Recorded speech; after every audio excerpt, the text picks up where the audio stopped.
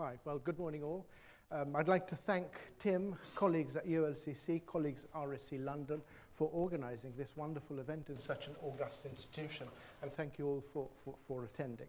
My presentation is going to last approximately 20 minutes, and I won't be using a PowerPoint set of slides. I'll be using straight images that I've selected. In print, to start off with, there'll be vintage images, early 20th century. Then I'll actually move on to screen captures, headline news, in which I've searched for the word mobile technologies. And it's all headline news from websites that have the word mobile technologies, just to show that larger context within culture and society of the place of mobile technologies. The slides will be up for about 12 seconds, so you'll only have enough time to read the headline and probably a line. You won't have time to read the whole article, so don't get too stressed out if you don't finish the whole page, reading the page. And then I'll finish with a set of slides of more contemporary times of things, mobile technologies in action within contemporary settings.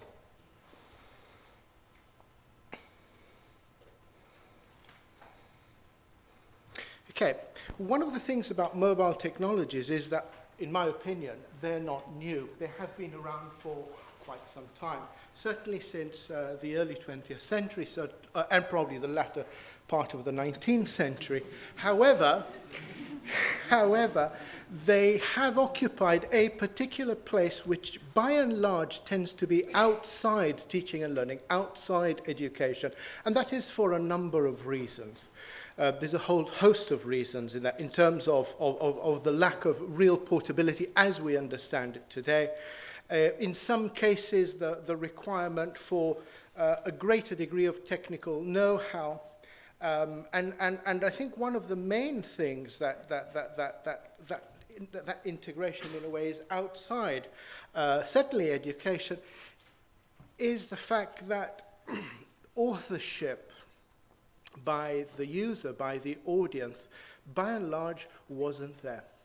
So the idea of having learners produce stuff, learning material, that could then be circulated, disseminated, exchanged, collaborated, in a collaborative framework, wasn't really there. We're looking at analog technologies, and I think this is where the divide lies with analog and digital technologies. When digital technologies come onto the scene, the barriers between the different types of media are obliterated. By and large, they're not there. There's a greater ease of usability, and in my opinion, one of the great differences is that users can actually produce things, can actually intervene. So no longer they are an audience, or just an audience, but they're an active audience in a different way. They're active not just as consumers of the media artifact, of the media message, if you will, but also producers. They actually control the production, dissemination, and sharing of that material. I think one of the other things is that recent research really points out to the fact, it actually takes into consideration the learner experience. And now, in 500 years of the existence of the university, I would argue that by and large the learner experience has been left out of the equation. Or something has changed. Maybe its role, the learner experience, has become central and crucial to that fact.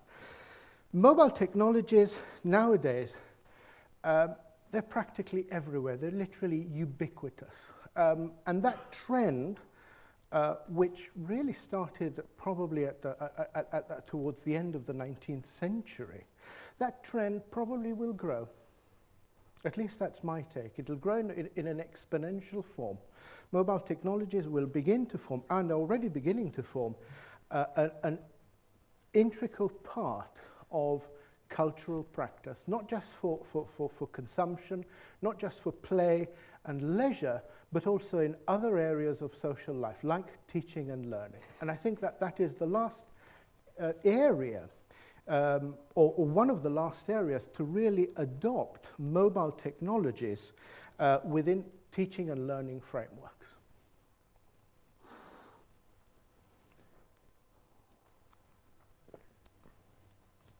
I think it's also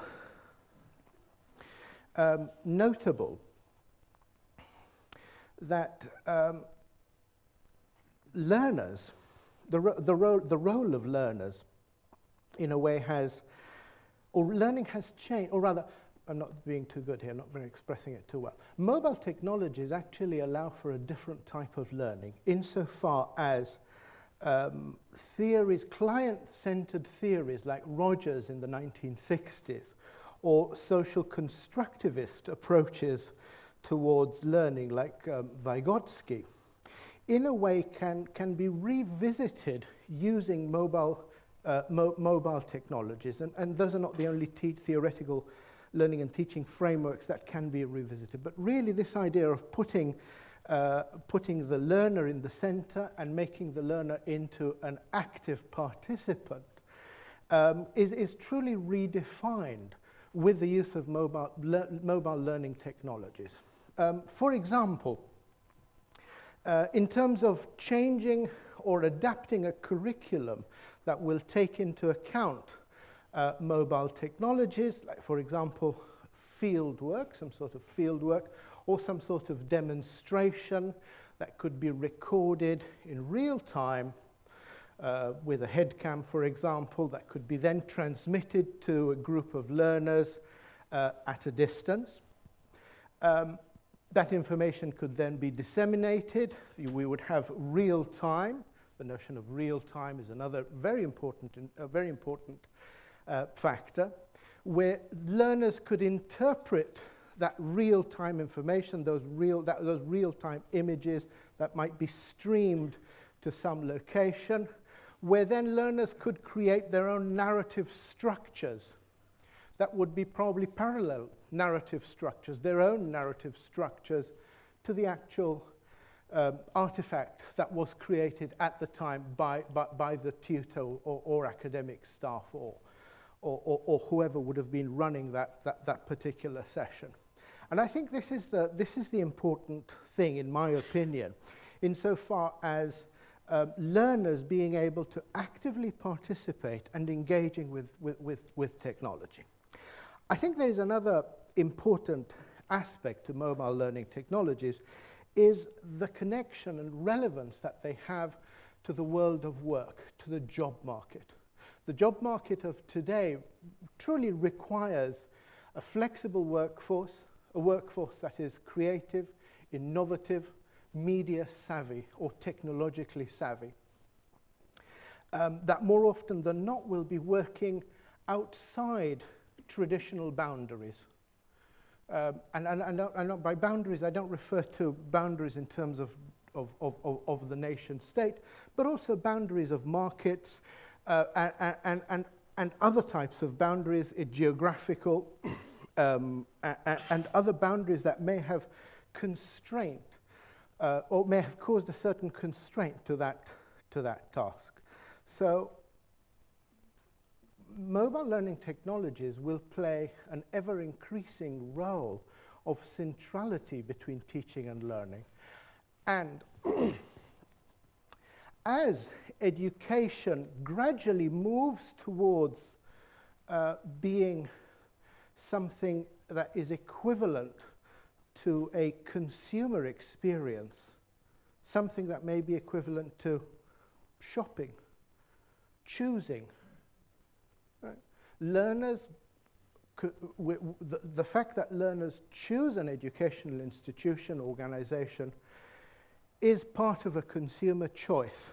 And my guess, and it's only a guess, is that in time, the choice that will drive learners towards selecting one organization as opposed to the other may well be determined to a certain degree, not entirely, but to a certain degree, by the amount of technologies or mobile technologies that are actually available for them to learn.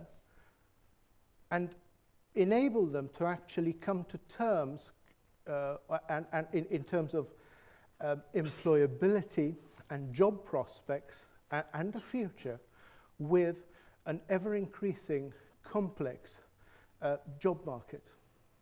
So I think what I want to do is create the connection not just within the learning organization, but also outside the learning organization. It's those pressures, vectors that in a way shape and mold learners to actually come to a certain choice with regards to the type of program and organization that they select in order to carry on with their professional career, in order to develop their professional career.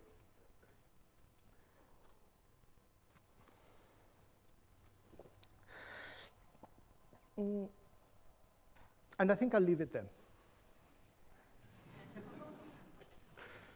Thank you.